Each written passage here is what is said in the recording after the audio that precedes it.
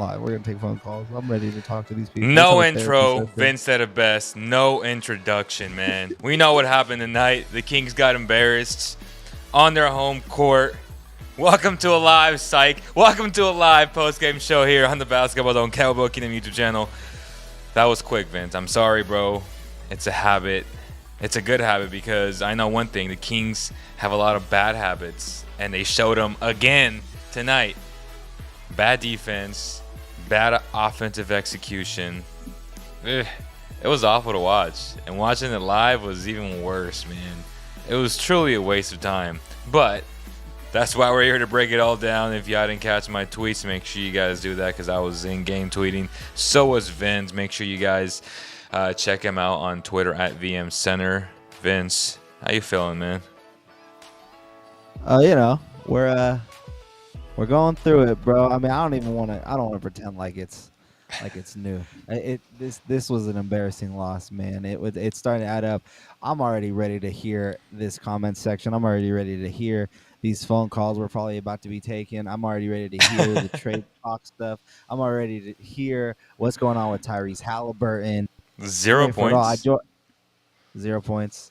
I mean, it's hard. I didn't even know that, bro. I honestly, I didn't know he had 0 points until Brandon Nunes came up to me and he pointed it out to me. He's like, Terry has 0. I'm like, oh shit. I said that. You're right. He does have 0. Ain't that fitting?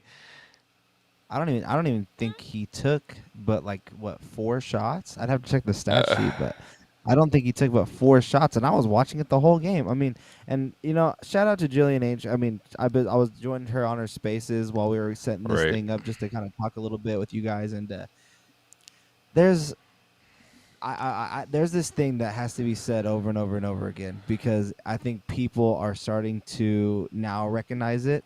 When you have 2 guards the sizes of De'Aaron Fox and Tyrese Halliburton, and you have 2 point guards that are A, not willing to shoot, or B, can't shoot, you're going to have issues in these types of games because they're going to run the pick and roll. It's going to work a few good times. The defenses are going to collide down in the paint like they did on Rashawn Holmes. That's why he got poked in the eye because they threw 5 people at him.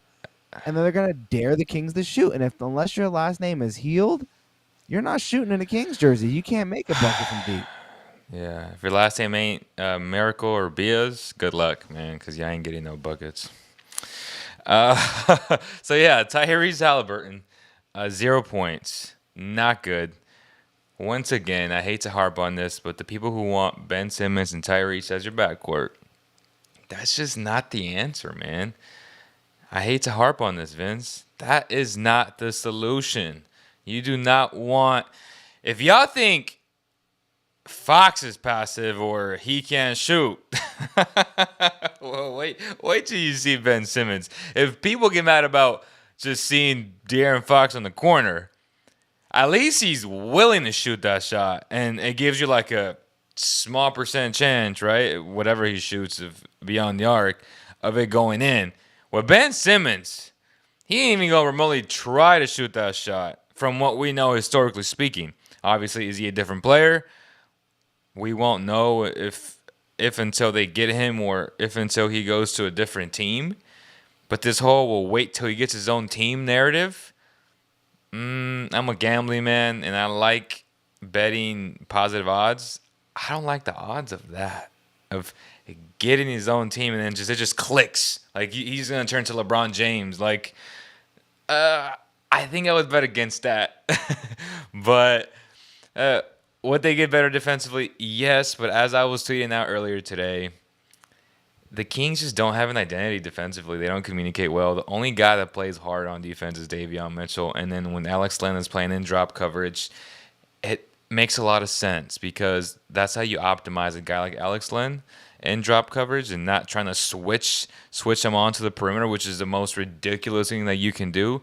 But in order to play drop coverage like the 76ers, y'all saw their bench players today. They play effing hard, and they got really good quality shots, but they play effing hard on defense because that's a culture thing. De'Aaron Fox, Tyrese, Buddy, Harrison, Mo Harkless. I'm going to call all these dudes out. Marvin Bagley.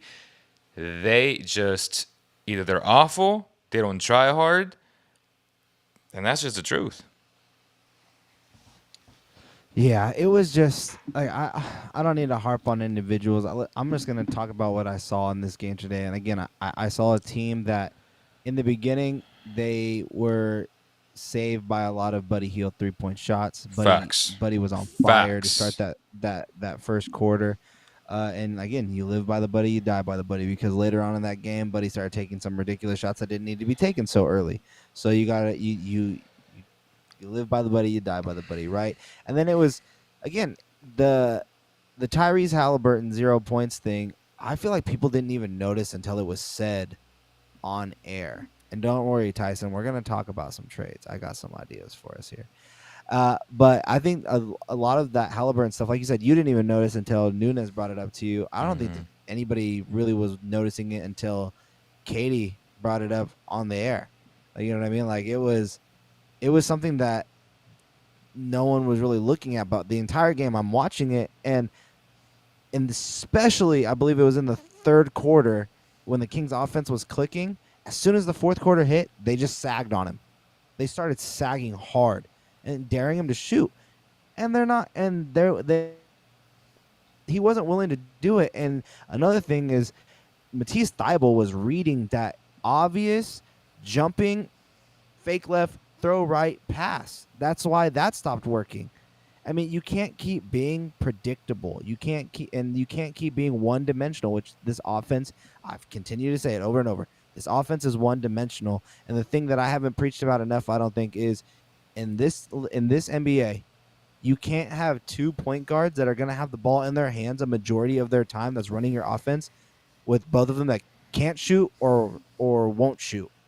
Because if you're going to do that, if you're going to have a guard that doesn't shoot, I would rather have a 6'10", 6'11" point forward that can't shoot and play defense next to a guy like De'Aaron Fox, who's doing everything he can. I mean, he was 6 for 10. He was doing his job. He was. I mean, the thing about Fox, and I'm gonna come out and say it, unless something wild changes in persona and how he takes over, the guy's robbing. He doesn't have that dog in him for me to believe that he's gonna be a franchise-changing type of player, but he is a building block type of player. You want that type of player next to a home run hitter in Ben Simmons or a Brandon Ingram or a whatever you put a name here. So real quick, El Lobo says Ingram an all-star, better shooter. Stop it. You mean Ingram that had 9 points tonight He got against the clamped though. Minnesota Stop it. Anthony Timberwolves? Edwards' defense. Anthony Edwards' defense was real tonight. I So watched you're that proving game. my point. So that's what I'm saying. Like Ingram is so inconsistent as well. Like it's not. He's also a Robin or a third best player on a good team. Like he has yet to prove that he is the guy. With no Zion, guess what? The team is awful. But would you rather see a Ingram next to a De'Aaron Fox? I don't think I think people need to stop with the. I Fox think is he's saying obviously trade gonna Fox keep for doing. Ingram, which I think Ingram, it's not Ingram a also a better upgrade. shooter. I think the obvious package for the Kings is 2 first-round picks: Buddy Hield, Tyrese Halliburton, and Marvin Bagley. You have to put That's the Tyrese best in. Yeah, package. right. Like you have to put Tyrese in any of these deals because he is the one piece that can make other teams that are already established better, as opposed to wanting him right now because the Kings are in desperation mode of trying to make the playoffs. Like you have to give up something good to get something good in return. We always talk about this, and for some reason, Kings fans think that the Kings have leverage for God knows what reason. They are definitely top 3 worst organizations in basketball. Make no mistake about it. So they have zero leverage. They shouldn't be asking for anything. Like if they ask for Tyrese, you give them Tyrese. Period. Right. I mean, Period. I think if you give up that as your best package, where Tyrese, and I'll be honest, man, if Tyrese keeps playing like he did tonight, he's T.J. McConnell, and T.J. McConnell's defense is, I think, more intense than Halliburton's is. I mean, Halliburton has the most deflections on the team, and he's a smart defender, but he's not like a dog type of defender. He's not into players. He's not scaring anybody away. Like T.J. McConnell is really pushing into you and things like that. T.J. McConnell is a good defender, but Yeah. he that's exactly who he was playing like. No shooting, nothing. And if you're gonna keep playing like that, it's not Why it's not wouldn't you gonna leave work. But Davion Mitchell in? And that's my biggest thing is even with Luke, I was Well, like, Davion can't pass. I know, but if you're talking about defense though, and Tyrese isn't giving you anything on both ends, you have to put in the guy that is really good on one end of the floor. And again, They want. Buddy Hield, Davion Mitchell, they saved the Kings in that first quarter from being embarrassed. Yeah, I agree. I think. I mean, this is purely just on what you're seeing on the court.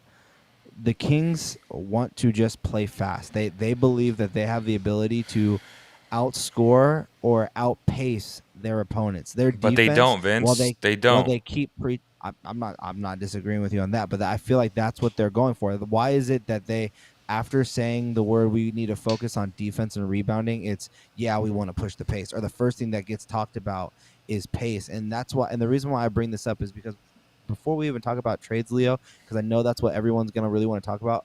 Let's talk about the whole picture here, because Monte McNair, obviously they just fired Luke Walton. A trade is probably coming, but is Monte McNair going to be able to have the leeway to make a big move? What, like, is a Ben Simmons deal even Yes. possible? And Because and this is why, uh, because I posted earlier how empty the arena was and has been all season. You were there. They need to yeah, make a move ASAP and bring back that I, excitement and start selling some damn tickets. but this is what I'm asking you. The reason why I want to bring this up is because as of late, it's come back around. Vivek is the chaos agent. He's the center of it. It starts from the top down.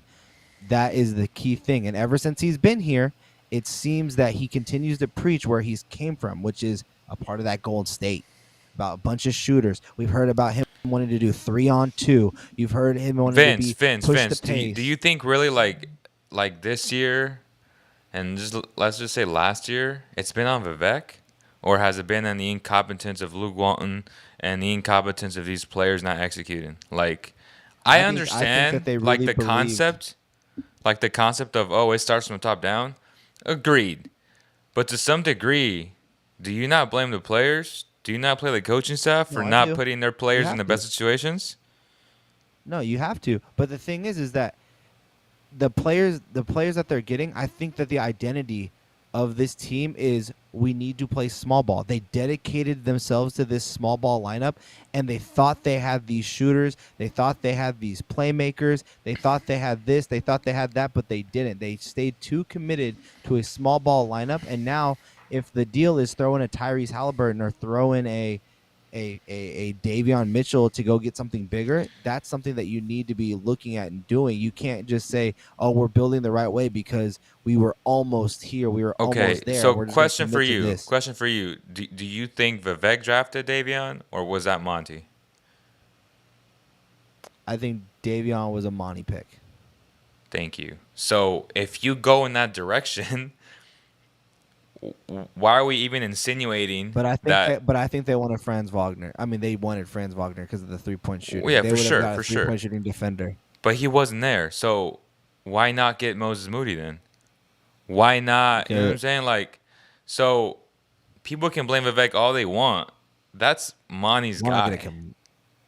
No, I get it, but the thing that, again, this is why I'm just asking it as a big overview question, because if Walton is gone, the Kings are in disarray. Like this is not going to get any better, especially with their upcoming games. I'd have to pull up the schedule, but I know you got the Suns coming up twice. You definitely have to put some blame on Monty from being a little hesitant on making any deals, and I think December 15th is going to be a key date in seeing some moves, but I just don't know if Monty's going to have the leeway, because we all know that he's one of the lower paid GMs, and this is a team that again is possibly going through another rebuild.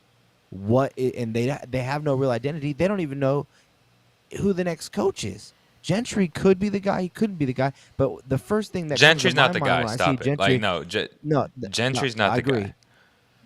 The fact that Gentry comes out and goes, not much is going to change. I mean, I talked to him. Actually, I get that. let's listen to his just his opening statement. from today. And then after that, let's talk about what Tristan Thompson alluded to, which was, well, When the free agents that they signed can be traded, Tyson. okay.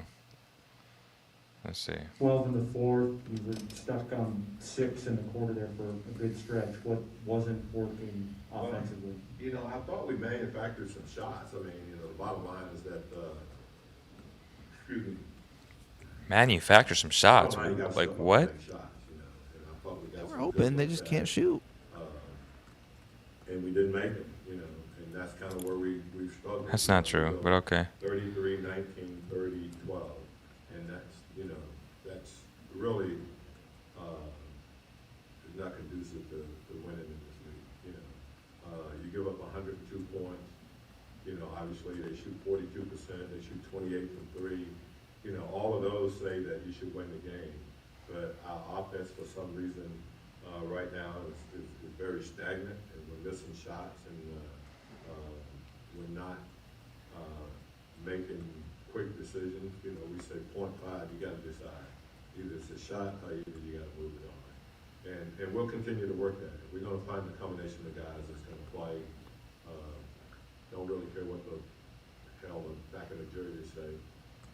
We're going to play the guys that's going to play hard and try to do what we ask them to do. So, if you don't, and if you don't want to run, and if you don't want to get out and play in the open court, then we got to find somebody that will. 2 after 3 for you guys. 12 in the fourth. You were stuck that- on Okay. Is that all of it? Yeah, that was all of it. Yeah. So that was his So if you're opening not- statement. And yeah, bottom line, we can either improve or we can start playing different people. So the only solution you said is if you're not performing, well, we gonna start playing some other guys. That's just what Yeah, it I is. mean- Like, That's a bold statement from your first day as an interim. I'm just throwing that out there. I think that's a pretty bold statement to say as your first day as an interim, and the first thing you say when you get there is, "Oh, not much is gonna change. We're still all gonna, our philosophies were It's the essentially the same." same." That's and that that's a hard just thing for me to buy into. and right, and that just validates what I said last night on our live, that Luke is the type of coach that is super receptive to all of his coaching staff. So that's why I asked the question, the general question to the public was Doug, Bobby, and just name these guys, because these guys are the guys that their names are thrown out the most to be the next head coach per se. But Luke was always the type of guy to be super receptive to ideas, and he brought in Alvin, his offensive coordinator, who is known, according to Tristan Thompson, what he said today, an offensive genius. Okay, so why is this offense so one-dimensional? Why has it been so one-dimensional? Vince always talks about this. Why? You have to ask those questions. And then Thompson's like, well, now that he's the guy, he's going to, have his playbook. And I'm like, it's been his playbook. Like, he's the offensive coordinator. Luke was just managing personalities, and that's what a lot of people don't truly understand. Like, it's been Alvin's offense. So, what's going to change? I pointed this out earlier on Twitter. This second unit, or bench players per se, who still busted your ass, by the way, but even when the Sixers missed shots, their shots were actually quality looks. They swung the ball. They had the Kings running, scrambling all over. You never saw that from the Kings tonight. So when he says we generated good shots, that's a lie. You got to. The Kings had a lot of contested shots, which is what they do every night, and obviously not enough contested shots because they lose a lot. But their offense is shit. Like, it's not quality offensive sets, bro. Let's be honest. Yeah, it's a lot of one-on-one. It's a lot of one pick, stand still. They did occasionally try to run some back screens. I saw Barnes try and get some sets from Tristan. I mean, they tried to do a little bit of things that were different. And again, there were multiple times in this game where they got open looks. I'm not going to say that they didn't. They got a few open looks. But that goes back to the same problem I was talking about. But not before. enough, though. You have a point. Well, it's not even that. It's just unless your last name is Healed, there is no one making 3-pointers on this Kings team at all. And then on top of that, to have these guards, and again, they're committing to the small guard lineup. Which, if you're going to do that, you need to have the guards committing to crashing down on rebounds. That means to have one player, an Andre Drummond, out rebound your entire starting 5 combined is embarrassing. That's embarrassing. And then you look forward in these games, right? Like the next upcoming games. You have Portland on Wednesday. You're on the road against the Lakers on Friday. You have the Grizzlies on Sunday. And then I believe you have the Blazers again later on down the road, right? Let me see here. Let me make sure before I get all crazy. Yeah, you're right. It's the Lakers again. I'm sorry, not even the Blazers. It's the Lakers again on Tuesday. And that's a desperate team. Again, I'm not a big fan of the Lakers in terms of their roster construction as well. But that's a team that has a lot of pressure on them, that has a lot of expectations, and they have to win. And to address Tyson's not spending the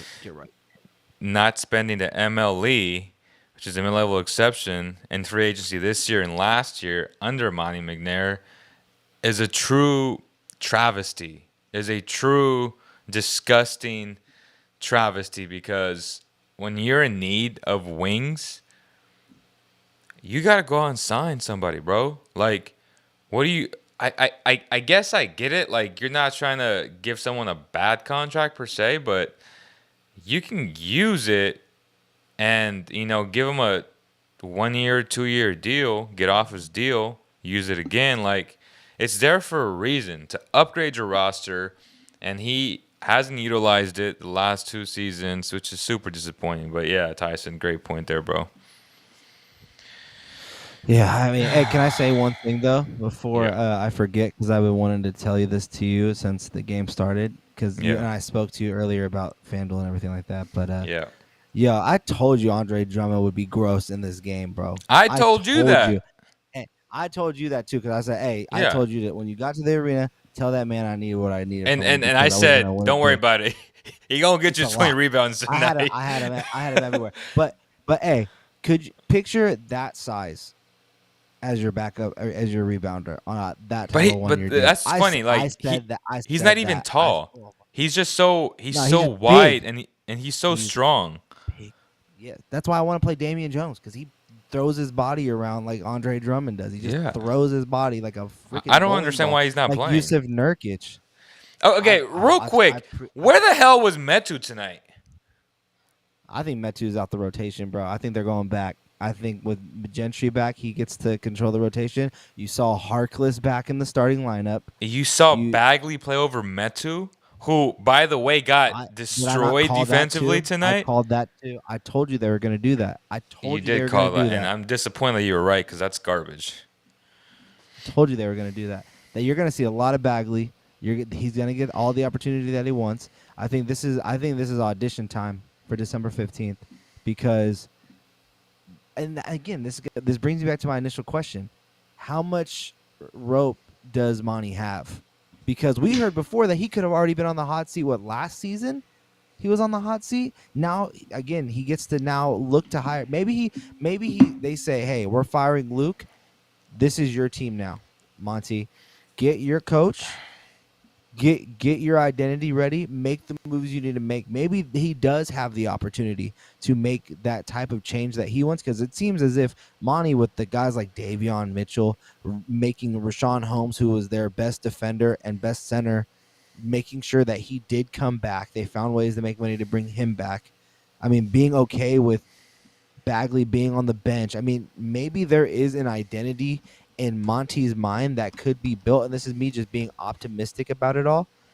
But, and again, Tyson, what's on the 15th is the players that the Kings have signed and other teams have signed, they can all be traded. That's what December 15th date is. Once that date hits, certain players can be traded. Now that I want to hear your opinion before we start taking phone calls, because I also have some players in mind that I want to trade for. But what are your thoughts on that? Like, do you think there's more to the possibility of Vivek is really going to give Monte the opportunity to build his team with his identity because he inherited Luke Walton. That Luke Walton was not his choice. But He inherited Luke Walton. he also decided to He keep him. backed him. He backed him. He backed him, and I think, but at the same time, look, there's only a handful of GM jobs, and Monty is, I mean, compared to the rest of them, is probably on the bottom tier in terms of pay at that job, at that position. So, and I also feel that means he probably views himself as like, I need to keep making these right moves, and I feel he has made these right moves. I think Davion Mitchell is a good move. I think him being hesitant on trades is because, again, this is just me, top of the line. Vivek makes that position being a little weary, and he knows that that's going to fall on him. It's one of the hardest jobs because only the players have to produce with what you've put out there. The coach that you have has to be able to make the right adjustments, and Luke Walton hasn't made those right adjustments. These players have not been performing at that high level, and now you're stuck between what can I offer to go get a guy that's available in a Ben Simmons, and is it going to work even if I bring him here? Because they also still need shooting. I mean, that there's just so many question marks. The word that you can say about the Kings is dysfunctional, and Yes. that's so disappointing. You know what I mean? But let me hear your thoughts. Let me hear your thoughts. Oh my God, it's like, yeah, they're so dysfunctional, and I hate to admit that, right? Because I'm such an optimist. But after tonight, I was like, why should I believe in this team? This could be my worst prediction ever, that I thought the Kings would win 42, 43 wins, right? Coming into the year, I was like, man, I like what they're doing. They upgraded, and technically they You did said upgrade. it was a lock. You Yeah, said like it was a lock. Like it was a lock, and You gotta calm man, down. Top fives. It's a lock. You gotta make sure you putting those stamps on there with some it's tough, certification, right? bro. It's been a tough year for me in terms of like predictions, because I could be wrong about Fox and I could be wrong about this specific team. But you know, I've been pushing for Ben for a while now. Like I've been wanting to give up Davion or Tyrese. Like I'm not stupid, and I've been very, very, very firm on that. So we'll see if that happens. And now Daryl got a chance to, well, it wasn't the best of auditions for Tyrese. So I'm like, oh man, this is not the game you wanted to put It 0 wasn't points. bad though. It wasn't bad though. You know why? Because he still was able to be the only player, I believe, on the Kings with a plus in the plus minus section. So if you're looking at How? he was How? the only one because he wasn't doing anything. He wasn't doing anything. Look at WC. Hey, he quoted you. It's a lock! Exclamation point quotes. Let me see what WC says. He said quote. It's a lock. Hey, remember, bro. Hey, keep us It's honest, a bro. lock. Oh yeah, it's a lock. Honest, bro. I'd be Keep happy us if honest, this bro. team made the in play. I mean, I had them at 8th. Obviously, in my preseason, I had the Kings. Having the Kings at 8 doesn't mean that's a lock for the playoffs. That's a lock in for the playing game. I think a lot of people are so confused about it that it's 7 against 8 and then 9 against 10. Whoever wins at 9 and 10 faces the winner of 7 and 8, or sorry, the loser of 7 and 8. So that's how the whole playing works. But man, Vince, I'm so stressed out, bro. Like this I'm ready team, for phone calls. like I'm yeah, ready for all these phone calls. I'm ready to hear all these things. But before we get to the phone calls, man, I've been so stressed out. Like this team really injures my back. Like besides us creating so much content, it's been bad, bro. But you know what? Huge shout out to Active Body Work. 2 locations, Midtown and Arden, close to the mall. They're great, man. So if you're stressed out, trust me, you're going to want to give them a chance. And y'all know that I do countless hours sitting down, hosting the show, editing video, and getting buckets. Vince knows that. My back starts to hurt, and sometimes it gets so bad that I can't walk. And that was the reason why I didn't go on Saturday. That's why I'm so proud to announce that we have a partnership with Active Body, who has been there every single time I've needed a deep tissue massage. They've helped me, and they've helped the Sacramento Kings. Now, one can say, what are they doing with these guys? No, I'm just joking, but you know, they're keeping them in tip-top shape. And if you guys want more information, make sure you visit their website for more. And if y'all want to give a gift card to your significant others, to your loved ones, it is good stuff, man, because trust me, whoever you give that gift card to, they will love you, and they have a very easy app to use. You schedule your massage through the app or through their website, either or, and it works, man. But yes, we are accepting calls right now as I put this link in the bio. Huge shout out to Active Body once again. I want to hear these options because I'll get the ball rolling because obviously there's going to be more than just Ben Simmons. I know Ben Simmons is going to be at the top of most people's minds. You've already seen Ingram as an idea, but here's one. It's not so high end, but to me, I feel like hey, put it up, put a number two, put another capable score next to Fox. What about trying to get Karis LeVert for Buddy Hield? I love that. I just don't see why they would. Well, Put a shooter next to Brogdon. You still have T.J. McConnell as your backup point guard. You still have T.J. Warren. would they do that though? off I the just bench. think Levert's a better player. I mean, maybe. I mean, you might have to throw Bagley in on that deal as well, and then maybe you can pull away something else from Indiana. But that's just a player that I have in mind. I'd rather have Karis LeVert over Kelly me Oubre, too. which seems to be Oh a my lot God. of people's favorite Duh. name. You know what I mean? Like, Ugh. so, Kelly Oubre over Levert? yeah. The thing that scares me though about LeVert is the injuries. He's been Right. in and out of the lineup this season. But in with terms the of injuries. talent, like there is no question about it. Right. I think that's a possibility. So that's my idea. I think you go and get a guy like Karis LeVert. If you're not capable of doing a home run, then you need to do something like that. Another one I saw online, James Ennis. He's available. He's a veteran. He knocks down 3-point shots. I believe he was 67% from corner threes, and the Kings seem to always get corner threes open. Get a small forward type of player that can shoot threes. That would be a good one. Dylan Brooks, Tyson, I like that one. I mean, at least you'll have an aggressive player. I mean, I don't know if that really. Yeah, he's a chucker more than he's a scorer, in my mind. But Seabass says I'd keep Buddy, Barnes, and Holmes. Everyone else is tradable. Seabass, you're more than welcome to call in if you like. We know you love you him. have to be ready. Yeah, you better be ready, bro. He's about to say, admit I was right. Because if I was him in these moments right now, I would be calling you out on everything. Admit I was right. One player out rebounded the entire starting 5 combined, boy. I would be on you. I would be on you bad. Oh, that's a What good did I one, too. say though? Did I say that rebounding is not important or what?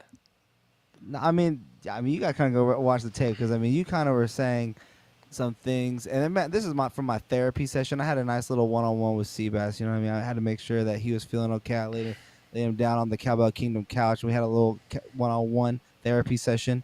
And he was telling me that you said that De'Aaron Fox is like 6'6", and that Tyrese Halliburton was like 6'5", and that Holmes was pushing 7 foot, maybe he was like 6'11", and that this team was big, and that they were capable that their offense was going to be there. There was just a lot of things that was going on, and unfortunately, in this moment, maybe down the road it gets better. Maybe with a better coach, it gets better.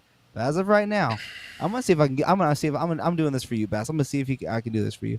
Right now, in this moment, can you say, Bass, after near 20 games into this season, So is De'Aaron Fox? I mean, but he's crying about inches, which at the end of the day don't matter. It's all about your wingspan. At the end of the day, if you've ever played basketball in your life, wingspan is everything. Inches matter, bro. It's not. It's not. No. It's how you use it. Okay. It's how you use the wingspan. It's how you use the wingspan. What's up, Ryan? Yo, what up? What's up, bro? What's up, buddy? Man, this sucks, doesn't it? Yeah, it does, bro. What you want to talk about? And you guys are you talking about these trades, and it makes sense, right? Like, theoretically upgrading our roster, going for someone like, I don't know, Jeremy Grant, whatever. But really, does bringing those guys in, does that really like turn us into a winning team? Like, I don't think so. I think our problems are Does, deeper rooted than just upgrades. does what make them a better team? I'm sorry, you kind of cut out for me. Can you repeat your question? Does trading for like 2 or 3 wings, 1 or 2 wings, does that really like turn us into a winning team?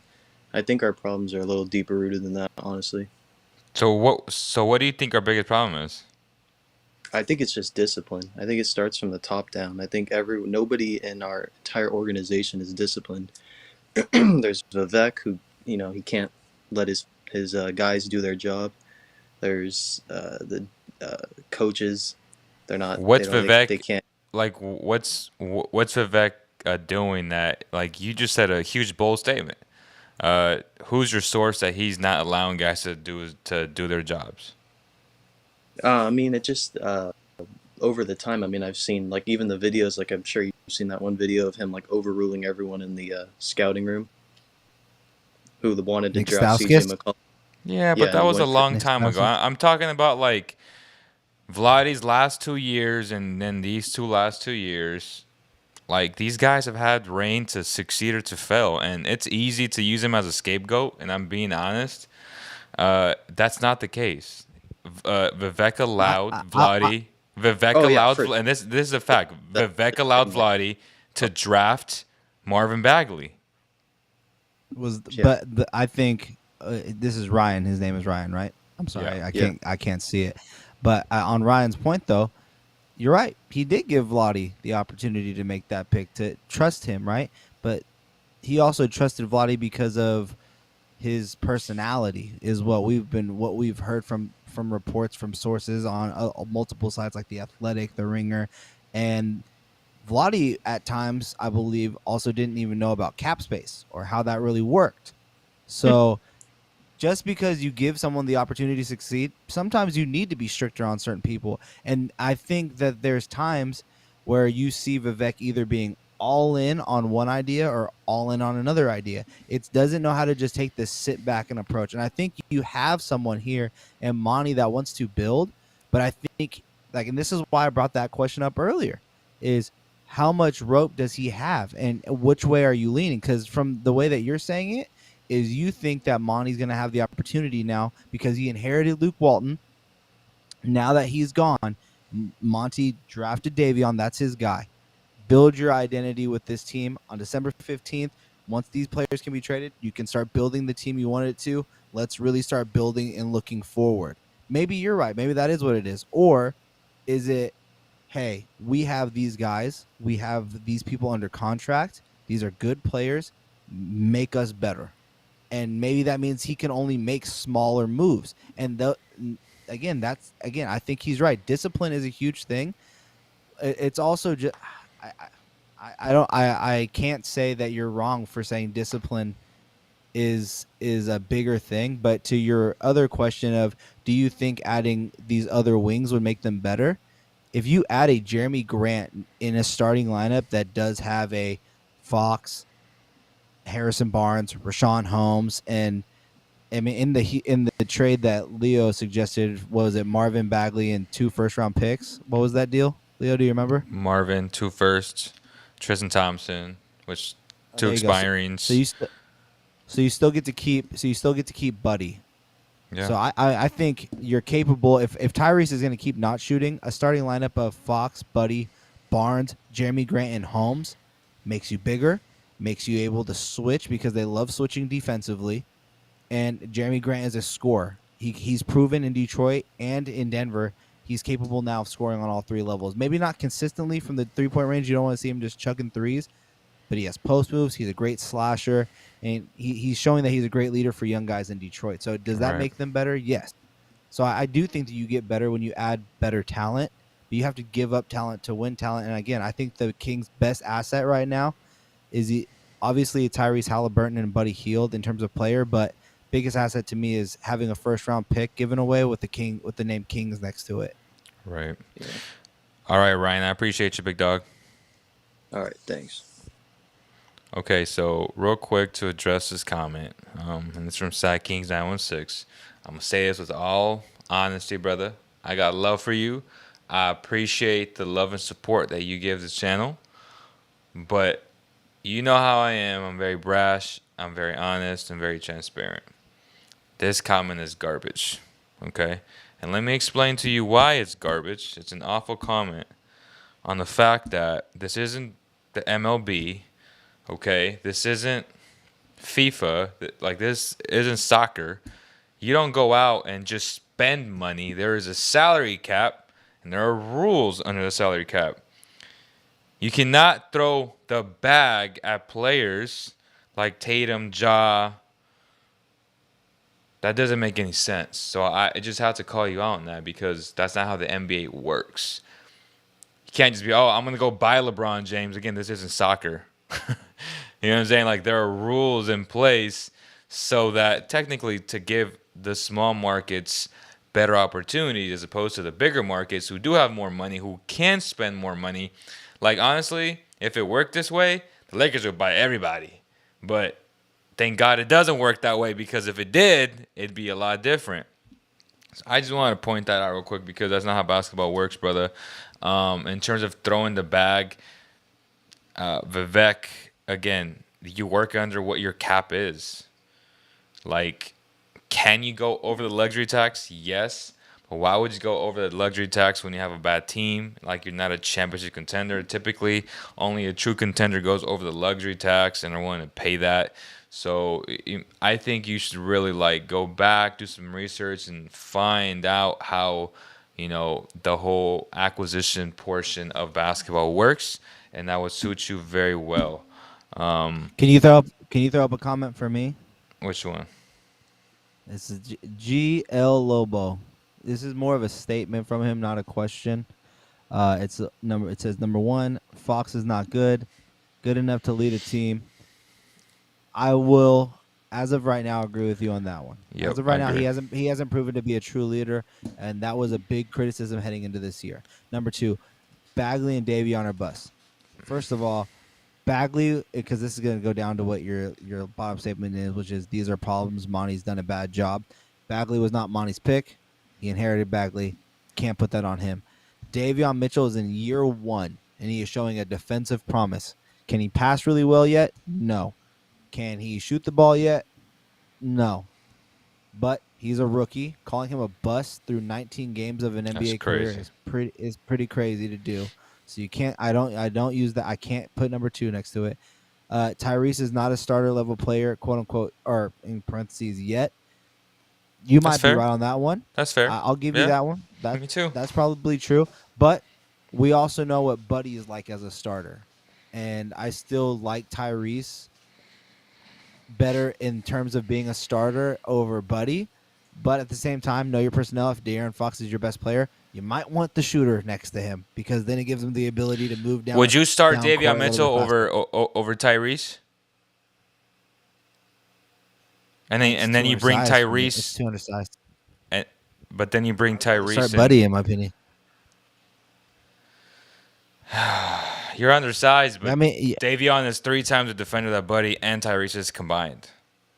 Hey, look, if you're gonna go defensive, that's what, and obviously that's what they're thinking about when they're bringing in guys. Like, if you set the tone Mo early Harkless. enough, like, is that gonna help you win more games? It's gonna be an early. It's gonna have to be an early sub, in my opinion. If you do a Davion start, unless he's hot right away, that's 3 minutes into the game. You're subbing him out for a right. Buddy. So that's my big issue with Davion is that going into summer league, obviously his last year at Baylor, national champion, he shot 43% from beyond the arc, and even he showed some life, some promise in summer league, even though he did struggle some games. But that was a big contingency. I was assuming the success that this team was supposed to have based on the fact that he is a gym rat and that his shot would come along, especially the idea of the 3-guard lineup. That only works if Davion hits on all cylinders. Like, if he's shooting 38% on 6 attempts, you're winning basketball games. The problem is he's been god-awful from beyond the arc, and I guess I was right on this, and I hate the fact that I was right, but I've been talking about his passing since his college tape, and I talked about it in summer league. I talked about it in preseason. People were like, no, he's getting better, But it's been a huge issue now that he's facing real NBA defenses, guys that are super tall and lanky. He needs to understand how to use a bounce pass a lot better and just have a better feel to being that guy. But the idea for me was to never have him on the ball. Never. It was to have him off the ball, attacking closeouts, because in theory, his shot was supposed to go in, and his shot looks great. His mechanics look great. I just don't understand why it's not going in. I truly don't. So those are the things that didn't go the way I expected them to. So that's a huge reason as well why this team isn't executing better, why they haven't truly played him down the stretch. Like, I understand what Luke and now Alvin is, thinking, like, okay, well, I can't really have him out there because he's sort of a liability on offense in a weird way, right? I don't know. Matisse Thybulle as a rookie right now. Yeah, I mean, you're not That's lying. exactly what it is. But so anyways, Tyrese he's more daring though than Matisse. Like he'll shoot the ball, he'll attack, step back. Like those are things that Matisse wasn't doing as a rookie and really isn't doing now. Because I think you're right. I think it's only 19 games. I mean, I'm not call. You can't call Davion a bust. His defense is there. No, that's ridiculous. He's a very mechanical offensive player where like he has set moves that gets him set shots that he likes to have, and if it doesn't get there, that is what it is. But back to the original statement, Holmes is number 4 was Holmes is undersized. Been saying this. I've always thought that in my mind, Holmes would be a super sub backup center. But on this Kings team and what the Kings had money for to afford this offseason and what they needed there, what were you going to do? Because Tristan Thompson sure ain't the answer. And Alex Len isn't the answer. Bagley's not the answer. So that was that. I mean, you guys want to keep bringing up Drummond. Obviously, I'll say this right up front, and Leo knows this. I preached going to get Drummond on 1 year. I preached it. I hope that it was going to happen. Buddy is a chucker was number 5. Buddy's also one of the best shooters in the league, statistically, percentage-wise. He's a threat. Never leave. Every time he shoots that ball and he's wide open, you've already turned around and said the Kings are about to give up another shot offensively, and you're waiting for that next offensive possession. He's a shooter. There's a difference between a chucker and a shooter. A chucker is a Dylan Brooks. A shooter is Buddy Hield. These are problems. Monte is bad. So, again, I don't think Monte is bad from these things that you've listed. I think he's made best of the situation that he's currently in. But, again, but at the same time, he's had opportunities to make trades, and you can't put the Laker trade on him. For all of you guys, it was like, oh, they could have traded Buddy and them to the Lakers. The Lakers moved on from that deal. The Lakers decided to go get Russell Westbrook. Think how this Kings team would look if they had Kyle Kuzma and Montrezl Harrell on their roster. You know what I mean? So you can't put that on him. I would give him more credit in saying that was almost a deal that he made, right? Like he was in conversations of making a big deal. And almost a first-round pick. Right. So he was getting was like number 20, 23 or 24 or 22. Was in the deal. And KCP was in that deal. No, KCP wasn't in that deal. That's why. Yes, he was. It was KCP, Kyle Kuzma, Kuzma, and Montrezl. It was Kuzma, Montrez, and the first.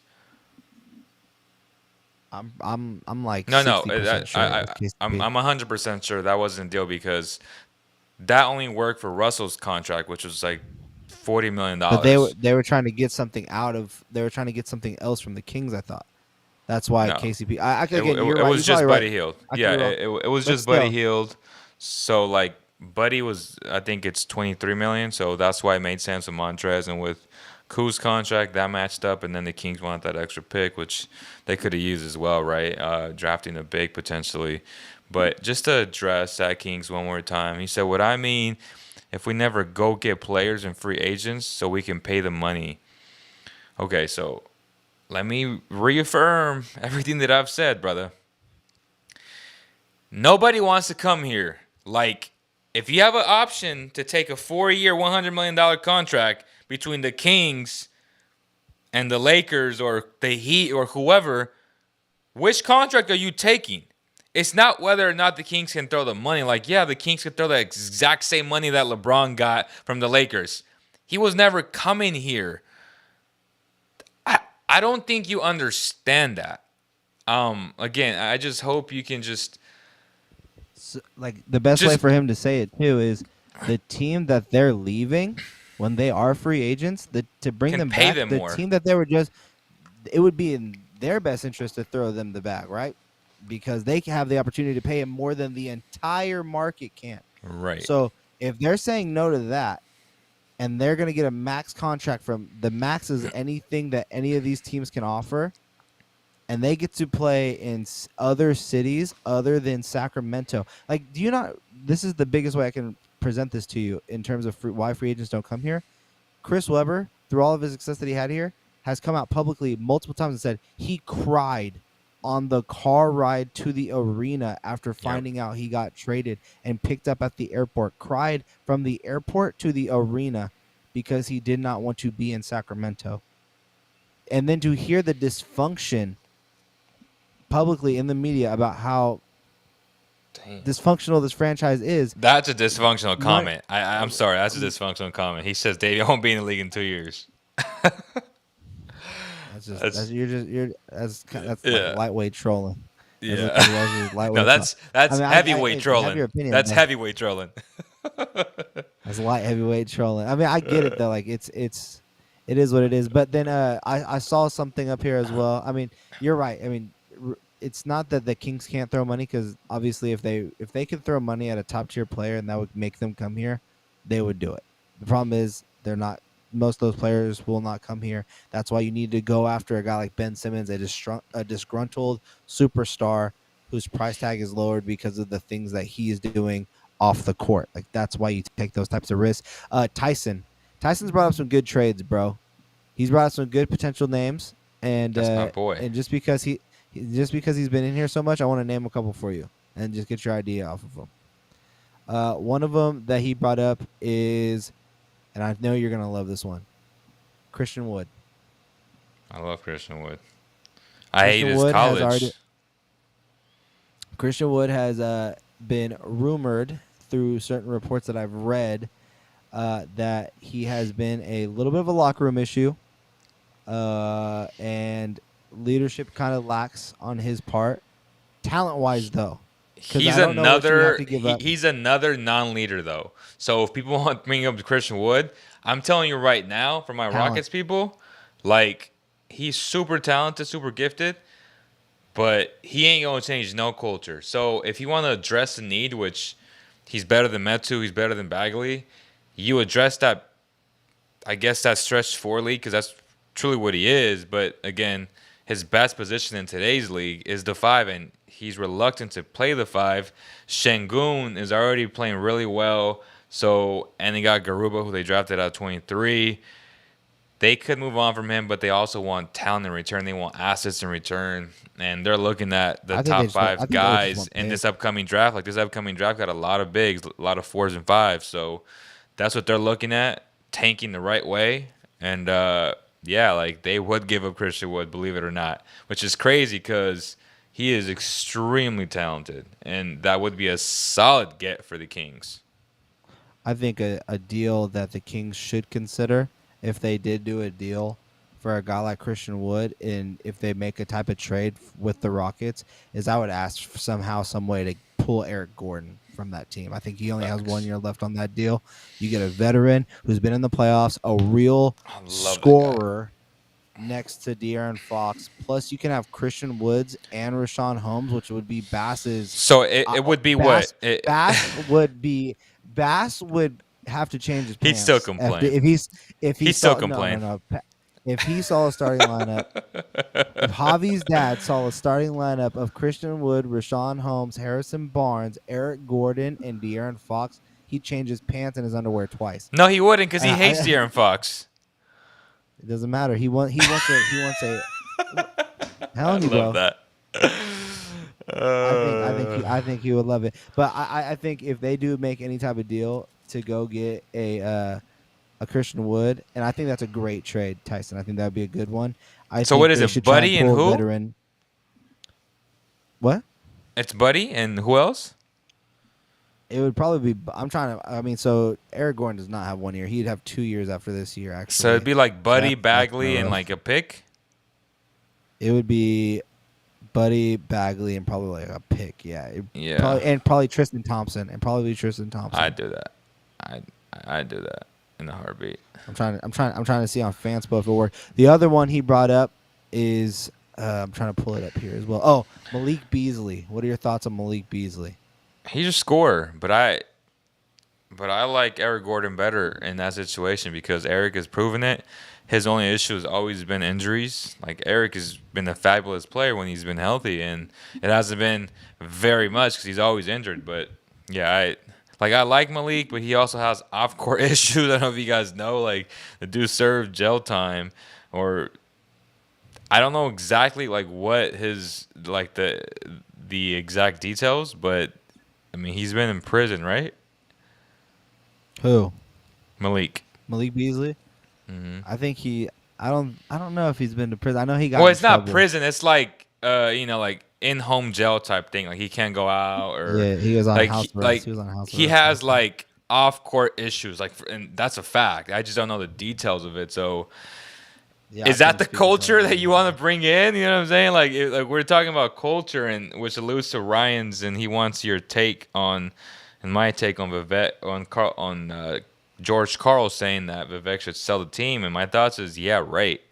Like, why would he sell the team when he saved the team, and then the team is worth a lot more and is going to keep going up? So in terms of an investment, it's a great investment, and he just bought out the rest of the minority owners not too long ago. So no, Yeah. So Marvin back. Sorry, I'm not looking at that question. I'm trying to figure out this trade for Christian Wood and Eric Gordon. So Buddy Hield, Marvin Bagley, a 2023 and a 2025 first round pick can get that done. Would you do that? say it again. In a heartbeat, right? Buddy Hield, Marvin Bagley, a 2023 and a 2025 first round pick for Eric Gordon and Christian Wood. That's a win now move. That's a win now move. And you can play fast. You could play fast with that type of lineup right there. So that would be a bold move. You'd be giving up 2 first round picks, but hey, I don't mind that one. To the other ones, DeAndre Hunter, I do like it. Again, it depends on what you're trying to go for. Are you guys wanting wings? Or do you guys want leaders? I love the Cam Reddish. Same thing. I think he's like a Will Barton, but with a little bit more defense. He's a little bit of a chucker as well. He reminds me of Tyreek Evans more than De'Aaron Fox does. For all of you guys out there that keep trying to bring up De'Aaron Fox, I'm surprised we haven't gotten many phone calls about people trying to give us a lot of trade stuff. Even if they want to tell me I'm dumb for some of my ideas, but man, Let me bro, see. this So is Seabass tried to call in, but we have Ryan on. Seabass, call back in. Talk about. Let's see if Vince was accurate on the depiction he painted of you, which is you would love that lineup. I'm interested because he said so I don't know, bro. He's cold and hot. Like he's like icy hot. Sometimes what did he's what not did Ryan consistent. say? Why Let's did just say he's not consistent. why do I see a comment from Ryan that says whatever Vince LOL? Does he not like my trade? Call in, bro. Let me know why. Here's another thing I heard from today's game. Is Bagley going to be a starter in the next 5 games? Stop. I will protest if that happened. You'll protest. Yeah. I'm gonna get a bunch I of fans just to come with me to Golden One and just protest. Like, no. I think you'd have a lot more fans cheering. I Here think we go. a lot of people hold. Oh, I've been waiting for this. If this is, he's about to roast you, bro. I'm ready. Put this on a. No, we need to see a you guys just need side by side. He hung up. Man, Call. Leo, you got to do the side by side camera.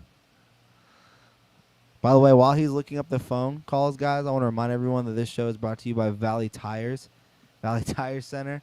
They're great. You guys go to them for all your tires. And Medici Sacramento, right there by the Golden One Arena. If you guys want some of the best pizzas in the Sacramento area, go to Medici Sacramento, guys. It'd be awesome. good. I actually went there after the game the other day. Not too bad. They were open. They were popping. They were very busy. Next to, I think the club is Tiger. Yep. That line was long. That line was crazy long. I have never Facts. been in there. I need to go in there. Shout out to Tiger for your crazy line, but it was too cold for me to Facts. stand in it. Facts. They're always packed. They're always packed. All right, here we go. Seabass. Seabass. Seabass. Get him, Bass. Get him, Bass. Get him, boy. Get him. Let me tell you something, Vince. I'm not a young kid. I've been watching the NBA 20 years before Leo been watching the NBA. So I got a lot of experience and education on him. I don't need a show. I already know. I already know what I'm talking about, and I know that he's a little bit behind me in pace here. But you want me to address the last trade, or you want me to address some other things? I want you to address the elephant I want you to in the read room. this book. It's called Sprawl Ball, and it's a new generation of basketball, buddy. It's called Analytics, and it's called Not Playing 2 7-footers on the same court by Kirk Goldsberry. All right? I want you to read this book, brother. Yes. Isn't that the dumbest thing that... By the way, Leo, I put a bunch of live podcasts up lately, and you're probably going to hate me because I keep on saying how much of an idiot you are on most of them. But isn't that funny that you're telling me that on the same night that Andre Drummond gets 23 rebounds on us? I'm also saying that the Leo, Kings are awful. You're just digging a I'm not. I'm just deeper saying that hole the for Kings are yourself. awful. I'm just saying that the Kings are awful, and they're not the true representation of sprawl ball. Okay? The Lakers are. I'll tell you that much. They Well, I have don't Dwight know what's Howard in and sprawl Anthony ball. Davis. You should read it, though, bro. Well, like, educate I mean, yourself a little bit. I But go ahead. Go ahead. I called in 2 years ago. I called the Lakers. I said nobody's going to beat that front line, and Leo still has admitted that I was right and he was wrong. So I don't expect much. I don't expect Leo to admit much that I'm pretty much right on everything he is. But anyways, did you want me to comment? Man. Did you want me to Go on. comment on that trade? Go ahead. Yeah, on the trade? go ahead. Well, Go ahead. yes, I'm ready. So I'm run telling him that I'm right. trade You'd by be me excited. again, really quick. Run to that give- trade by me again. This would be the trade. You would give up Buddy Hield, who I know you love. You give up Buddy Hield. You would give Marvin Bagley. You would give up a 2023 first and a 2025 first. And in return, you get Eric Gordon and you get Christian Wood. Projected starting lineup. Can I ask an off-topic question? Go ahead. Why do we have to include so many first-round picks in all these trades? Because the Kings suck and they have no The leverage. Kings have no leverage. That's Well, all it the is. Kings have suck. no Aren't they leverage. going to be getting high first-round draft picks? That's their leverage. That's the only leverage that they have. But to make contracts worse, or to make contracts work, they're gonna have to give up multiple players, which means they're gonna take up spots, like a guy like Marvin Bagley or Tristan Thompson or Buddy Hield that are under long-term contracts. They're gonna have to have the other team hold on to those still. They're gonna want something else, See, that's which what is I- those picks. Okay, that's something I don't understand that well. Like in this supposed trade with the Sixers, why if we give them all these guys for Simmons, we give them all these guys, and we need to throw in several first-round draft picks. Why are we having? So to throw in wait, so Seabass. So if Vince literally reiterates what I've been telling you, you're like, okay, I accept it. But if I tell you that, you're like, you're stupid. You don't make no. I've literally been trying to educate you on that, and then you're like, oh no. And now Vince says it in like 2 sentences. Good job, Vince. Great job, bro. Thank you. I just speak the truth, bro. That's all it is. Well, I don't know. I just think that there's something in the negotiation process where we don't start. I mean, I don't know how it goes, but I wouldn't start off throwing them all these first-round draft picks. I would I'd start at the bottom and then, But anyhow, I definitely like Christian. What is the? I was also going to What's say that? to you, what's the best talent in that trade? And it's obviously Christian Wood. And you can also Yeah, debate that's how it is. who's better. And you can also debate who's better between Buddy Hield, who's a specialist, over a guy in like an Eric Gordon, who's a See three-level that? scorer that's also a veteran for a young team. So like you have to kind of Mm. weigh that out. And again, and you said where do you start out on trade negotiations? This is actually something that I kind of do on the daytime, and this is something that my team goes by, which is you aim for the stars and you land in the clouds. So you're gonna ask them for the biggest package you can think of, and you try to dwindle it down. Maybe Yeah. it's only one pick, and and the Kings get lucky and they only have to give up one first round pick. But to get a talent, you're gonna have Yeah. to give up a lot, and a lot of these guys I on this can't team imagine are any not of these trades. I can't imagine any of these trades starting off giving off 2 or more first round draft picks. never. But whatever. The other teams are Again, gonna I don't know. That's something I don't. That's something I'll admit I don't know about. But it just seems like because all these players were at some point, draft picks. Like you say, we're going to give up. What was somebody proposed some trade where we're going to give up 2 first round draft picks and 2 second round draft picks for who was it? Oh, was it Jeremy Grant or somebody? And I said to myself, I think it was one first round pick and one lottery. I don't know who proposed that. Somebody proposed that, and I said to myself, if I calculate the odds, what are the odds that between those 2 first round draft picks and those 2 second round draft picks that I'll get somebody as good or better than Jeremy Grant? That's what I'm wondering. So why throw in all these draft picks when Because the those odds draft are picks that you'll don't matter probably when you're get trying to win. Those draft picks don't matter when you're trying to win because the odds of those draft picks being as good as Jeremy Grant are low. I ain't a Kings fan trying to win. I have no expectations of winning this season or any time in the near future. Well, I have that's given you. that up. Well, that's well, you. Yeah. But when you're running a business, when we hit, you're trying to make money, and there's a lot of empty seats. And I tell you what, that ain't go bode well with Vivek Randive. Yep. Lower those ticket prices, more people will be problem. there. I'm just saying that. Those ticket prices That's the are insane. problem. Okay, so anyways, before we let you go, Bass, Going back, we want to know: am I right about that trade? Would you be excited if you saw a starting lineup of De'Aaron Fox, Eric Gordon, Harrison Barnes, Rashawn Holmes at the 4, and Christian Wood at the 5? It's an improvement. Oh my God! No way! I was wrong. No, you're not right or wrong. You're not right or wrong.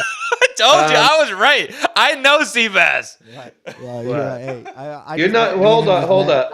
on. Let's examine it. Let's examine it. You're not right or wrong. Christian Wood is definitely the biggest improvement in the power four. I don't know if you want to. No, he's not right or wrong. Don't you kind of feel that Eric Gordon is a bit on the older side of things? You need a veteran on this team right now. It's being proven right now. And Eric Gordon has shown that he can take over in games. Fox has shown that he can do it at times, but Eric Gordon was doing it with those Pelicans when he was the number 2 over there next to Anthony Davis. Yeah. I mean, you need that if you're trying to just make a play-in opportunity. I think that type of deal automatically turns you around and says that gives me a real chance for a play-in / playoff spot in the West. Because you get to think about it. In that deal, you still have Tyrese, you still have Davion, you still have Metu, you still have all these other guys on your team. Yeah. You have to give up something. In the Eric Gordon to Buddy comparison, Eric Gordon, I would say, peaked 3, 4, 5 years ago, and he was awesome in the playoffs. About 3, 4, 5 years ago, he was really good in the playoffs.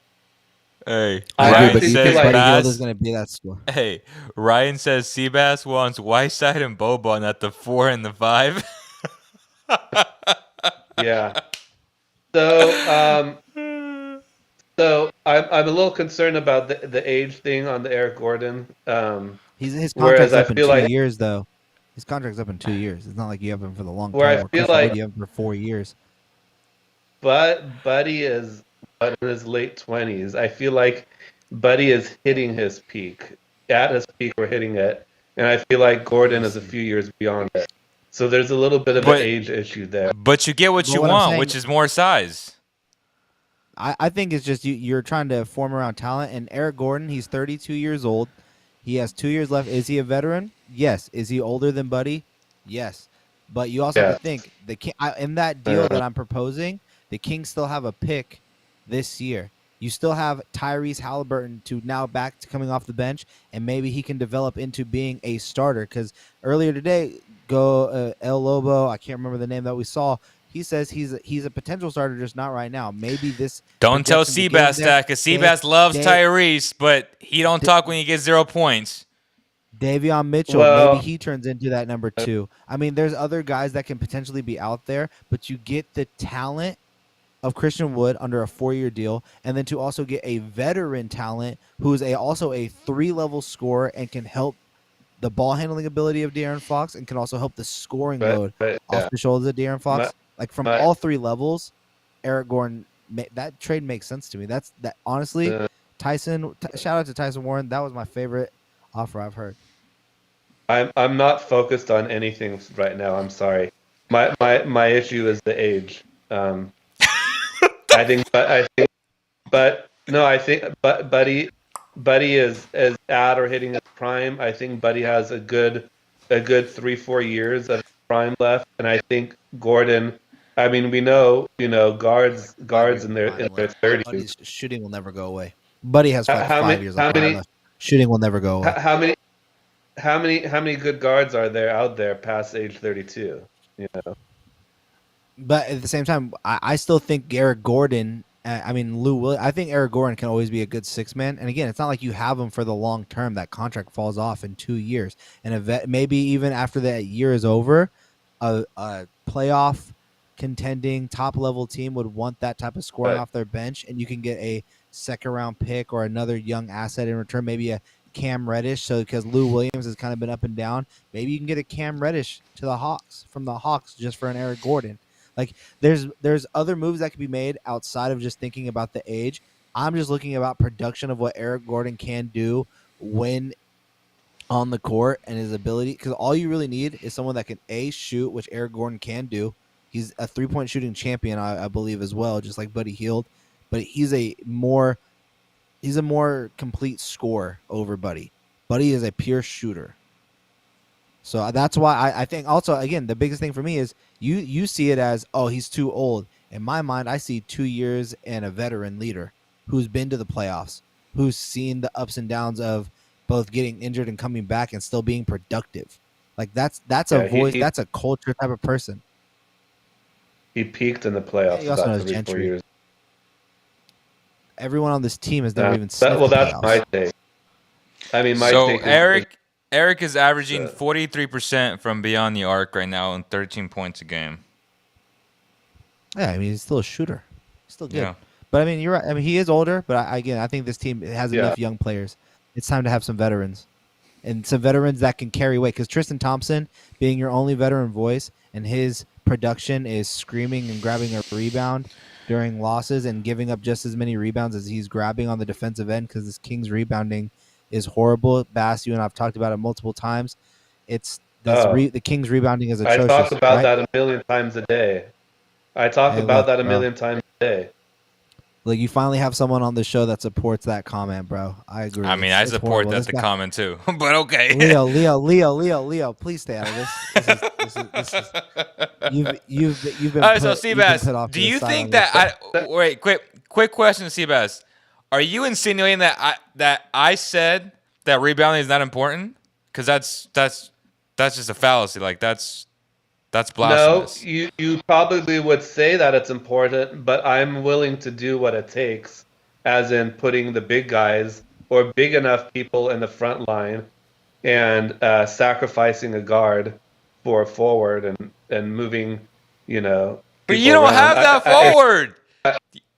You don't What? have that forward. know. Like, It's a hypothetical future, just well, like no what we're talking shit. about now.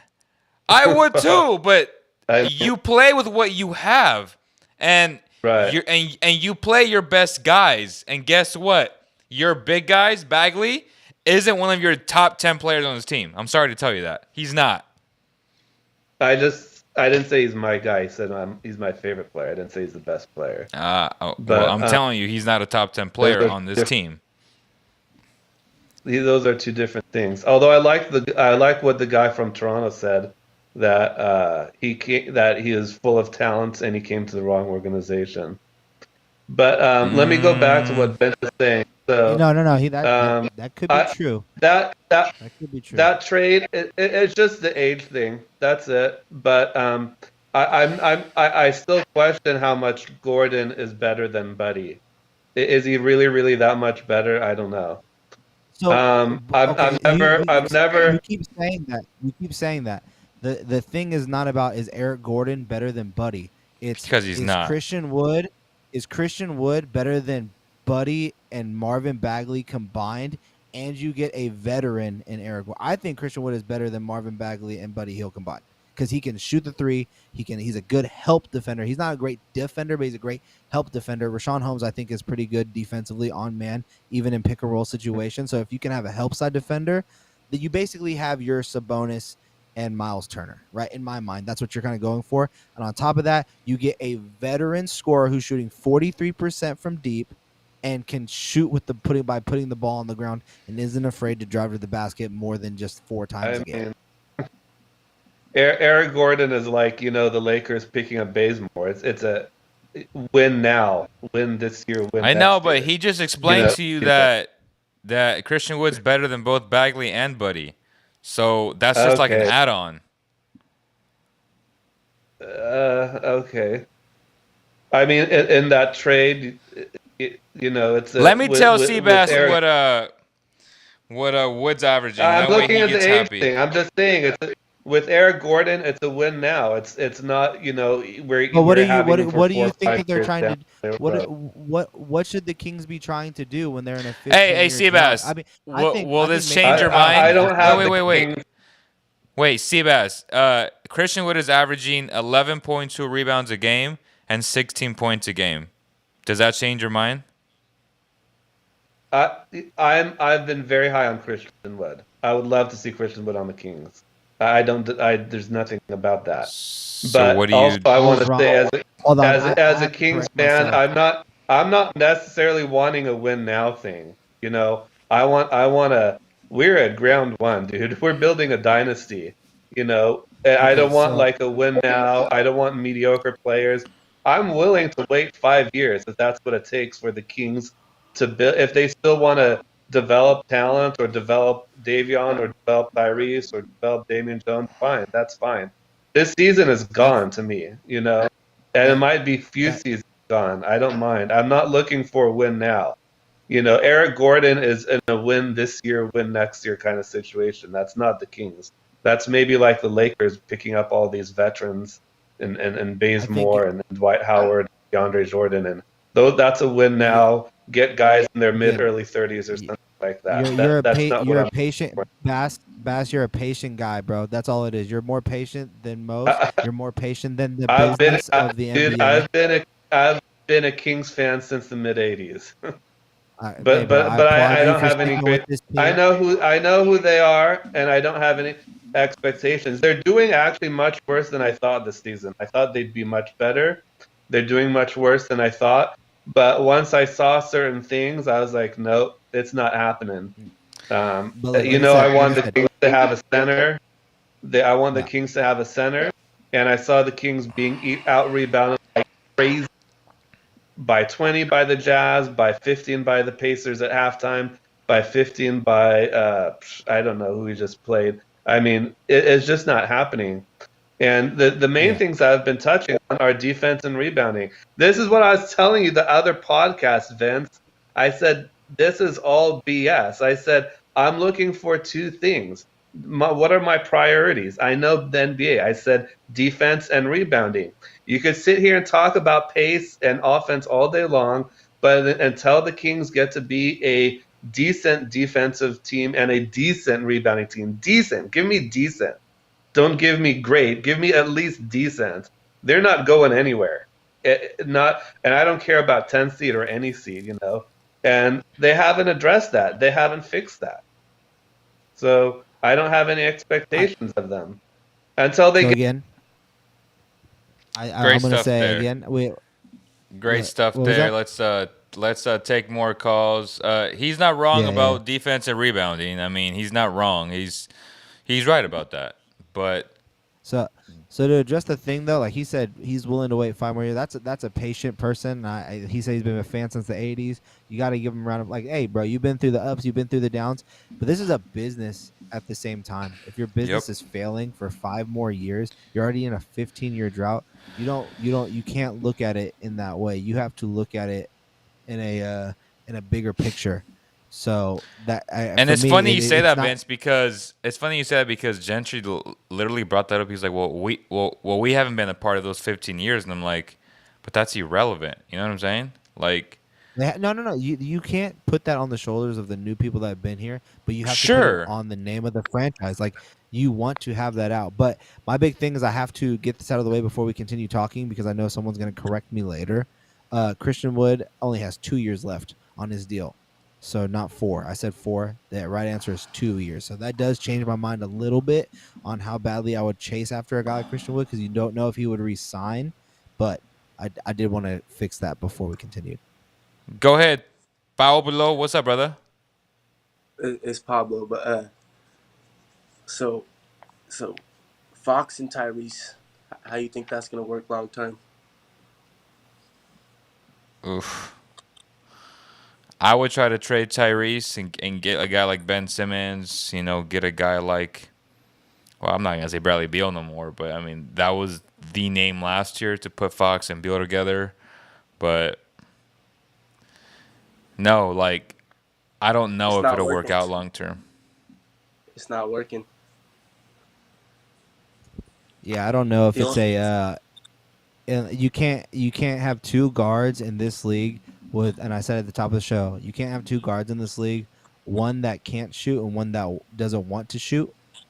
You need someone that can score the basketball, and it's unfortunate that their best shooter and Buddy is one of their biggest liabilities defensively. So you can't also start that either. So that's where you're But to stuck be between a fair rock and a though, hard place. Fox and Tyrese have been liabilities all year as well. So that whole liability whole thing is Kings- not even a thing anymore.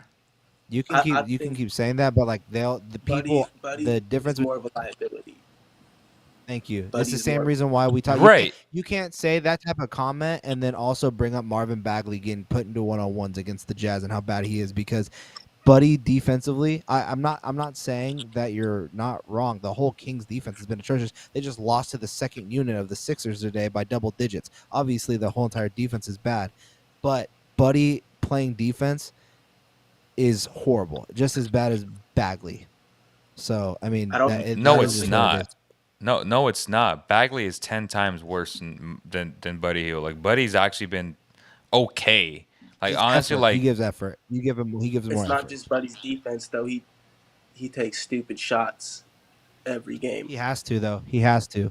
That's Yeah. his job is to do that. he though. has to. All those shots that you see him taking, they ask him to do that. Like you can't. I can never talk bad about Buddy's shooting because he's the only shooter. You need him to do that because he needs to be a threat so that there's more spacing on the floor.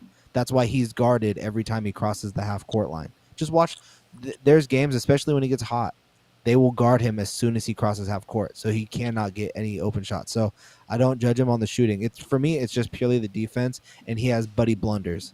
I mean, those are the big thing. He has turnovers in the worst Like time, game and they're called turnovers. Buddy blunders. So that's what sucks. is like, Quick question to you, Pablo. Does De'Aaron Fox have blunders? Does Tyrese have blunders? Because last time I checked, Tyrese had 0 points today. How do you justify Definitely. You can't justify 0 points. Okay. There's no way to justify 0 points. Especially if people are talking about trading Fox and keeping him, you can't justify 0 points from a starting guard. That's just not acceptable. But Well, thank you. one thing I will say, Tyrese had 9 assists. He moves the ball so much better than Fox does. And I'm not knocking Fox, but it's just the offense flows so much better when Tyrese is the one running it.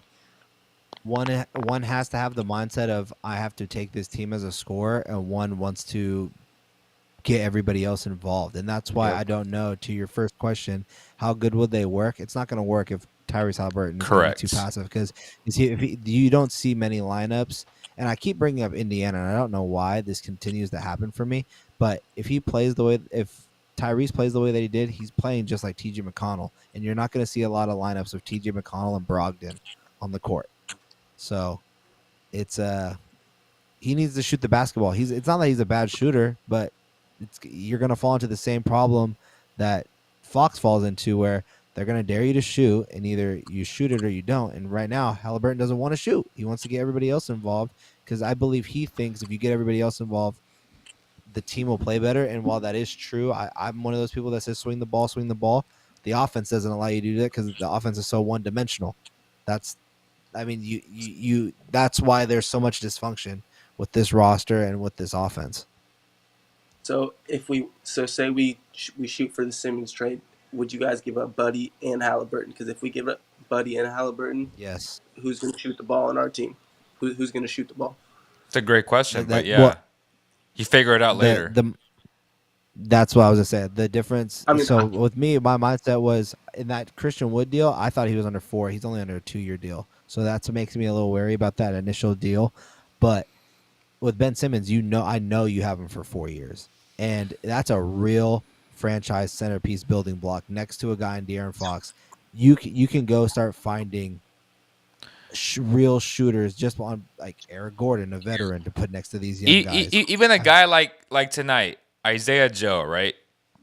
You know, mid-tier, under-tier, whatever you want to call him. Malik Guy can shoot easily the would be ball. available. Yes, that's what I'm saying. So, like, your thing is you have 2 Robins. Fox and Simmons are Robins. Let's be honest right now. Okay. That's an improvement to what Tyrese, like, I don't know what Tyrese is. Last year we're all hyped. I get it, and I'm guilty of it. I was the one that was saying I'm still hyped on him. Yeah, I know, but but let's temper our expectations. And El Lobo brought up a great point. How many teams would he start on? That's a real question. a few. Right. So is he an NBA starter right now? So I can't call him a Robin yet. I know Fox would start on a lot of teams. So I'm okay with saying he's a Robin. Be a real stretch to call him. It'd be more than a stretch to call him a Robin right now. Not at all. Not at all. I call who a Robin Tyrese? right now? Tyrese? No. Fox. It'd be more than a stretch to No, call Fox Tyrese is a a Robin. Robin. No, Fox is a Yeah, Robin. no, I said. There would be. Oh, yeah. Year two, you can't call Tyrese a Robin. I mean, he's No. trying to No play way. one, but he's too role player with that passive mindset.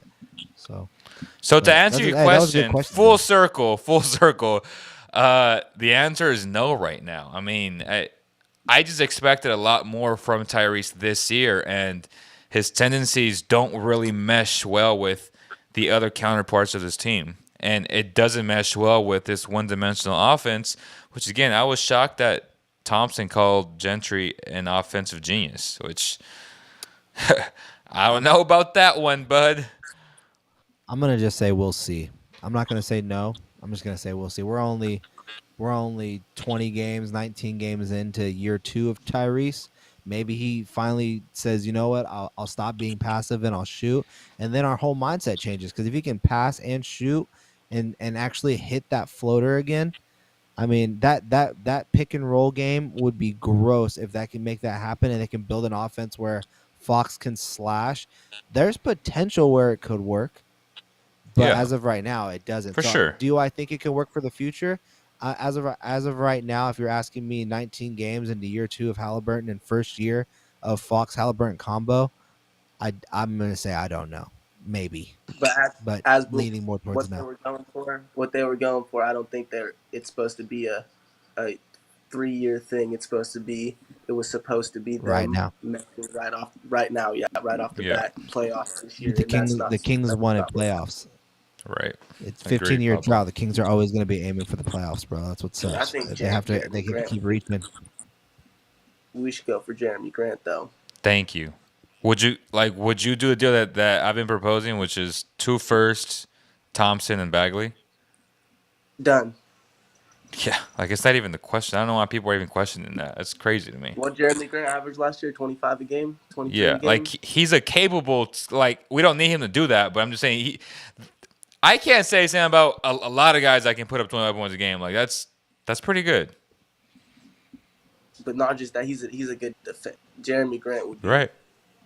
man. 100%. He fits a need. He fits a glaring need. But yeah, man. Hey Pablo, I appreciate you, big dog. Appreciate you, brother. Somebody else wants to call in too, bro. So let me put the link back in here for the people who do. We've been on here for a while already, but you know we'll end it Guys, while about we're on 5 here, minutes. Go Now, ahead. while we're on here and he's putting that up there, please help us out, guys. The last video did good when we broke down the post-game show. Do it again for this one. Hit that like button, hit that share button, and if you want Facts. more content like that, hit that subscribe button. And so you're the first one in the chat and the first one get ready to call and do all these comments and be like Bass and come after Leo or Mine's neck when we say those crazy things.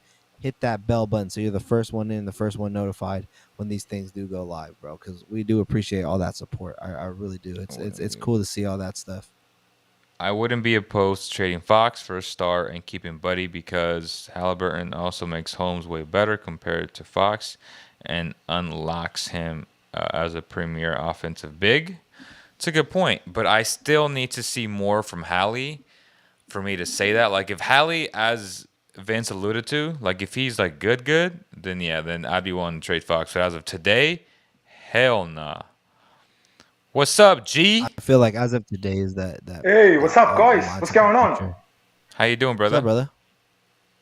Not bad, not bad. How are you both? Well,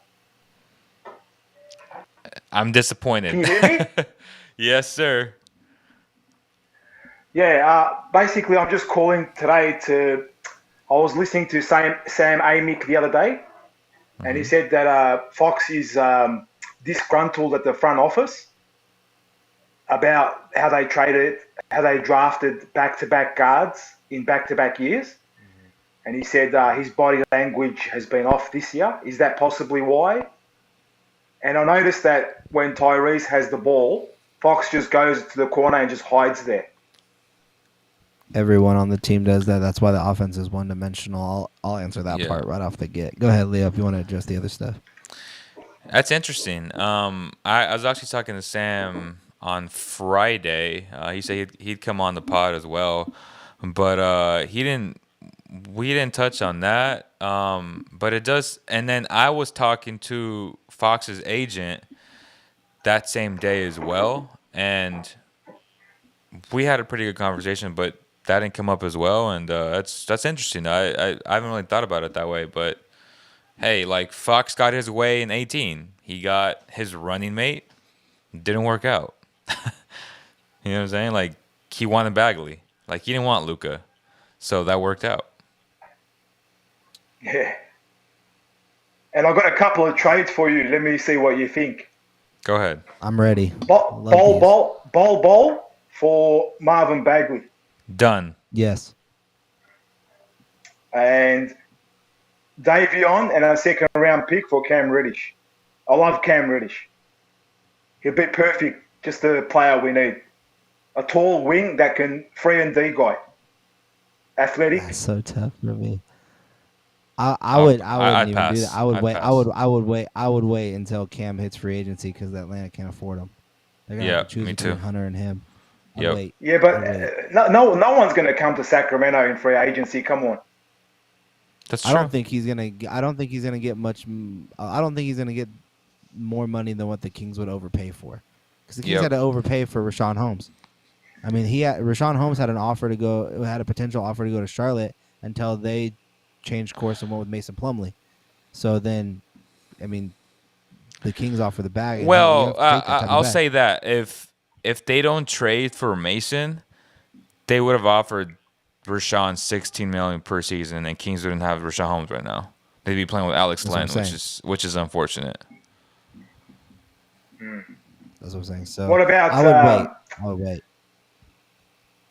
in my opinion, I think Monte's done a really bad job. He hasn't done The a great job. roster is just It's just a really bad roster, man. You got 5 bigs, you got 5 guards, you got no wings. I don't count Harkless as a wing because he's pretty much hopeless.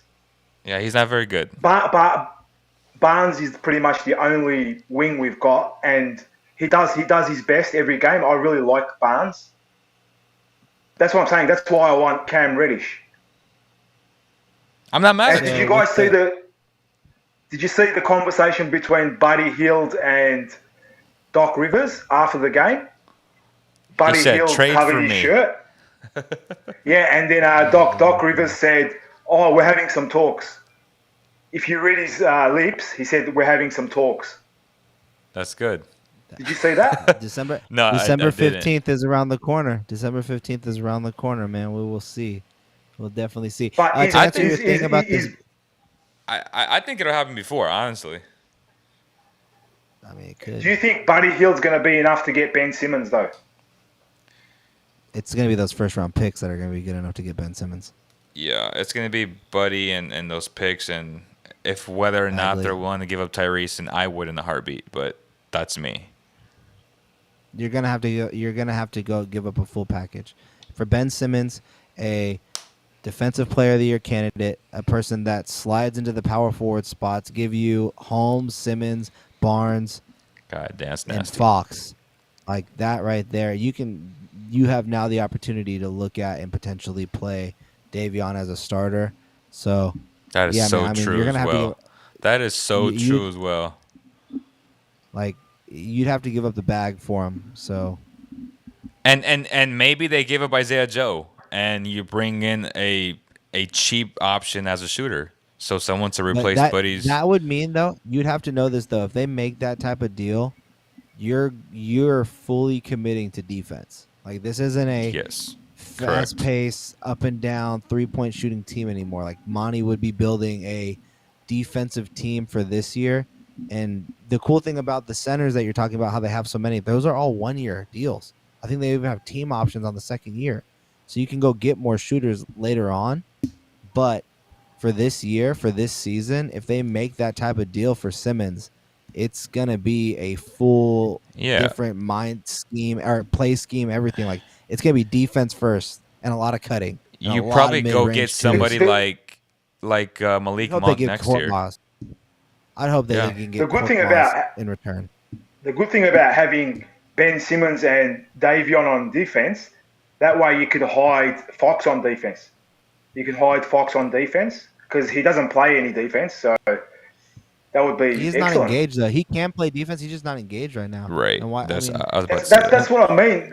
That's what I mean this year. His body language is just, it's off. His body language is I very agree. Yeah. negative. There's something wrong. There's obviously something wrong. So And maybe you're right. Like, I mean, you're the one that brought it up. I didn't even know about that he was disgruntled I about read drafting that. back-to-back guards. I'm pretty sure it's a Sam potentially Amy disgruntled. said it. Did he say potentially?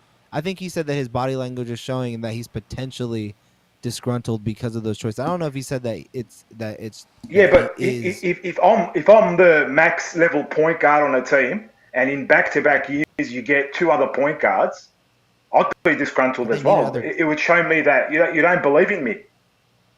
I think it's also though that they needed to get an. I think with Tyrese, they needed No, a guard that Ty- can handle the ball. They needed a guard that can Tyrese handle is a the sixth basketball. man. Right, but they needed a guard that Tyrese could is handle a- the basketball because Buddy couldn't do it. Like Buddy's a shooter, but his defense wasn't there. So they wanted somebody else that could handle the basketball, like you said, possibly be the 6th man. And then with Davion, they chose what was an identity changer, which was defense. They needed a defender. They wanted Franz Wagner. That was clear as day. They wanted. Everyone assumed that was going to be the pick until the Magic took him. That would have been defense and threes. We did a film breakdown on Franz, I believe, or there's one that's coming out on Wagner. The dude would have been perfect here. He's a shooter. He's aggressive. I mean, that guy would have been perfect in Sacramento for 6'10". everything that we're looking for. Like I was a hater before, but I'm a believer now. I'm gonna be honest. Guys, gross. And one last But question no, before I go. Do you guys think it was a mistake not re-signing Bogey? Because I think we should have re-signed Bogey. 100%. Because we don't have We enough signed talent, Bogey. and we just let him walk. 100%. We, That was we a let huge we mistake. let our second Huge mistake. Yeah, we let Huge our mistake. yeah we let our second or third best player just leave for nothing. Right. That's what I'm saying. Monte's done a really bad job. I mean, the Bogey thing, while he is like a really good player, he consistently has been in and out of that lineup for Atlanta. Even during the playoffs last season, he's consistently injured. Those knees have a lot of miles on them. I mean, But that's not the point, though. The point is just from an also, asset perspective. yeah, no, I Yeah, get it. I mean, this he was one of the roster best lacks players. talent. You know, you've got basically two or three players that can score, and then you've got, I don't know. It's just a bad roster, man. That's another thing too. I appreciate all the comments from you, brother. I really do. Thank you for calling in and talking. Bro, it's El getting almost 11 o'clock, Lobo. man. See you guys. Have a good night, huh? All right, bro. One day Appreciate I'll you. come to- One day I'll come to Sacramento. Hey, I'll come watch a game. Love We're it. ready. Love it. All right, big We're dog. ready. Appreciate you. Great stuff from El Lobo. Big Cam Reddish fan. A great point here from Spencer Alakala. You can't include Buddy or for Simmons and not find another shooter. Will literally be the lowest scoring team in the league. No amount of defense would cover that. I'm in the exact same boat as you. Like, I like defense, but you got to get buckets, though. Hey, I said this. I said I would I've consider. been saying I said this. I said this in the beginning of the year, and I got so much hate. And y'all can check back the tape because it was on this very show. I mean, it's I awful. said I would consider trading Fox for Simmons. I said at the beginning of the year. But no, because and I- Tyrese gets you and 0 I tw- points. And I tweeted it. You could have Tyrese, Buddy, Barnes. You could have that whole package of a bunch of other people. Like, I mean, Tyrese, I mean, he would still be super passive. I get that. But, I mean, he's at least, as of right now, I think Tyrese is a better shooter than Fox. So, I mean, that's where I get into it. But, again, I think you want higher end talent. Tyrese isn't shown what Fox has shown as being a 20-plus scorer per night, shooting 47+% from the field. Like, I would rather build a team with talent than a team with role players that are good because of one guy. Like, just look at what the Lakers did. The Lakers chose to go with Russell Westbrook because of the name and the talent that he has over the depth of the Kings. And what our depth are the Sixers' depth just beat the Kings starters. So I mean, like, you need the higher end. You need the higher end talent. You would want. Do to you see go a get Fox Terrence and Ross? Do you get you trade Buddy, and then you go get Terrence Ross in a like lateral move? Terrence Ross is a chucker. What do you get in return, Terrence Ross? Second round you're saying pick. go get Terrence. Like, you go get Terrence Ross to replace. I mean, I'd rather go get like Eric Gordon. Honestly, like, I mean, that's a 2-year deal with a veteran. Me too. And you already have all these young guys. I mean, a guy that's I'd get been in Eric the Gordon, too. playoffs. But yeah, I mean, Terrence Ross is a better version of Terrence Davis, but He's I'd go Terrence get Davis, Gordon. just skinnier and taller, and can do crazy dunks that would like ignite the crowd. yeah, I'd go get Eric Gordon instead. All right, man. All right, Any brother. final thoughts, brother? This Any final thoughts before we end this? Yeah, I'm surprised I stayed up till 1 a.m. with you, talking with all you guys. You guys are awesome. Please, because we did stay up this late, man. We got to 50, I believe, on our last video. Let's get to 55 today. Get to 60. Let's keep growing this channel. Share it, like it, subscribe, bell it. Follow me on all social media platforms of @VM Center. My Kings Court podcast, I believe, is going to be on the CK iTunes stuff and on here very soon. And I have 2 special guests lined up over the next couple weeks. One from Ball is Life and one from the Sac B. I'm not going to give out their names, but you can kind of put 2 and 2 together from those who I tweet and talk to online. So be on the lookout, man. There's a lot of content that's going to be coming not only from me, but from the CK crew here. So subscribe. Couldn't say it any better, man. Thank you guys for joining. It's a late night. God bless you guys, man. We can only go from now. Can it get worse? Maybe, but it's pretty bad right now. Get ready for a losing skid, bro. We got Portland, we got LA twice, we got We gonna be Memphis. talking about the same bullshit every night. Like, oh, let's trade for this guy. Let's trade. Man, I hope not.